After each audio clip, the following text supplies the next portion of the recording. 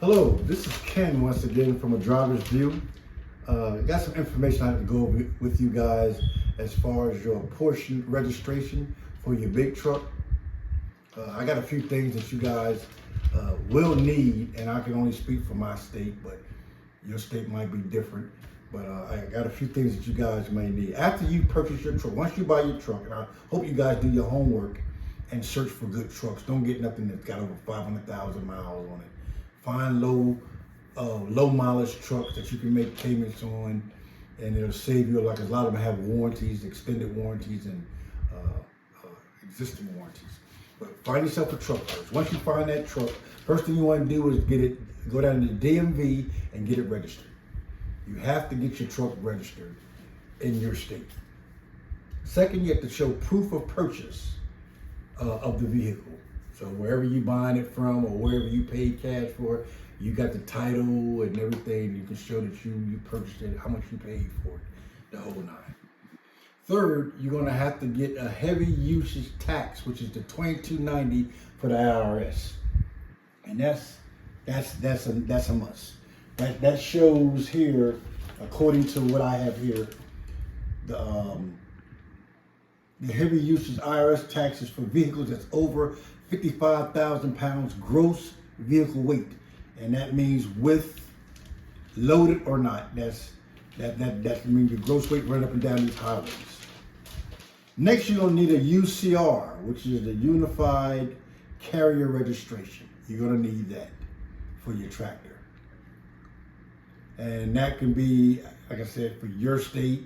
It can be, I know for the state of Texas, it's for the state of Texas. Also, you'll need liability insurance, so you can be insured till there's no problem with them, trying to say you ain't got no coverage on your vehicle. Okay. You're also going to need a business office. I advise you guys not to run your trucking business out of your home. Go find an office, a virtual office. You can find a real office or somewhere that you can pretty much have it other than your home, because like I said, if a driver get mad at you and find out where you live at, man, it can be all kind of problems. And I've heard situations like that. So try not to have the business at your home. Find a legitimate place to have a business at. Okay. Next, once you get the address, you're going to have to go get your vehicle weighed. You can go at the truck stop and put it on the CAT scale or any certified scale. Get your tractor weighed separately. Just your tractor. They want to know what the gross vehicle weight of your tractor is when you go back down to the DMV with that information. So if you know, like I know, you'll go get that stuff done first before you go down to the DMV. And also, well, in the state of Texas, you have to have a state inspection. But if your state doesn't require a state inspection, then don't worry about it. But if it does, you got to go place where they have a state inspection, and the truck stops only usually do DOT inspections. Okay. Once you've done the DOT inspection, apply for your tax ID. Get your EIN number, so they'll be able to identify you, that you're paying taxes on your business, on your truck, and so forth. You're gonna need that information. Also, you're gonna apply for your cab card. Every truck needs that cab card. You go across any scale, if they pull you around, the first thing the DOT wants to see is your cab card. They're gonna ask you for nothing to do. If you ain't got that, you in trouble. I'm sorry to say, it's gonna be a bad day for you. So they also accept what they call it, digital copies of your cab card too. If you don't have it, the actual paper in your truck, if you got a picture of it on your phone, they will accept that. Okay. Also, apply for your IFTA sticker. Your IFTA sticker, that takes about 30 to 45 days. It all depends on your state. It also depends on DOT, how fast they move. But that is important to get that. That's that sticker that you put on the side of your truck, showing that you can run the whole year of 2022, 2023, 24, and so on. You have to get that every year. Also, when you do get your tractor and you get all this information, while you're applying for your IFTA sticker, go get your ELD. Get an electronic log. Now, there's so many of them out there now that you can use, But you have to have all that set up in your truck before you even move that truck to go down there and pick up a load. Now, if you don't have that right away, I think that some states allow you to use a logbook, but you can only use it for, I think, a week or 2 weeks tops. But then you have to have that electronic log in your truck that's 2006 and newer. Anything older than that, I think you have to run a logbook, but DOT won't be too happy if you have a lot of problems with that. So if you know like I know, please go ahead and get your electronic log. That keeps track of everything, plus it keeps track of the mileage that you run in every state.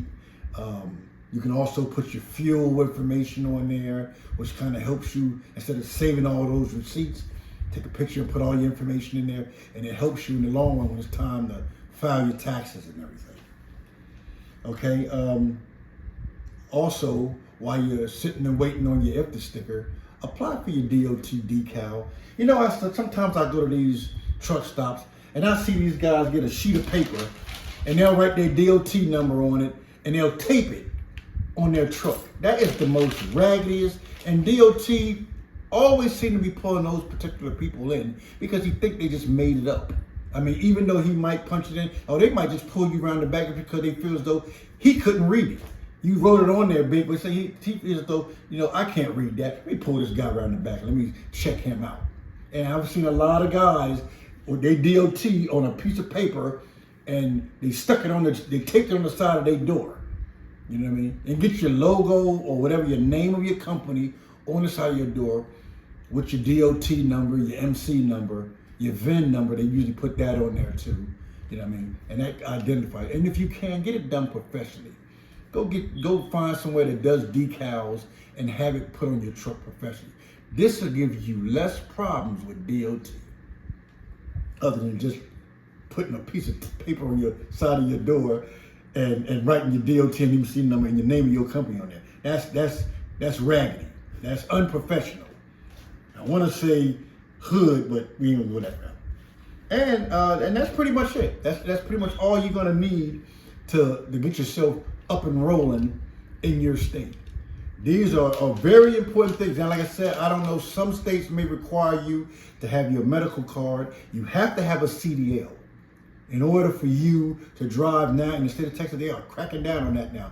They done stopped a lot of drivers that's been driving big trucks without a CDL. Well, you better go get your CDL now because all that doesn't come to a cease, you know. So in a way, that kind of helps the driver too, because the rates are starting to go up a little bit more. That's a little bit more money that you can make. But yeah, get your CDL. Also get your medical card. You're gonna need that. You get that done every 2 years, your medical card. So you know, they ain't got no problem. 26,000. You're gonna need a permit just to run through their state. You know what I mean? So, and you're also gonna need a license or a bond over 26,000 pound gross, pretty much in any of those states. If you decide to pull oversized or overweight, you're gonna need permits for those too. Do not pull nothing that's over dimension and it's overweight without a permit. Because the minute you cross that DOT sensor in the street before you get to the DOT weight station, they're pulling you in guaranteed. Because they want you to show them that you got that information. If you don't got it, boy, it ain't gonna look good for you. I promise you that. Those are just a few things I just wanted to go over with you guys. Look, stay in tune, hit that like button, and we definitely gonna come back with some more content when we get a chance. I'm doing my homework here, trying to keep you guys safe and legal. So keep it in between the ditches. Mad love to you. Be safe.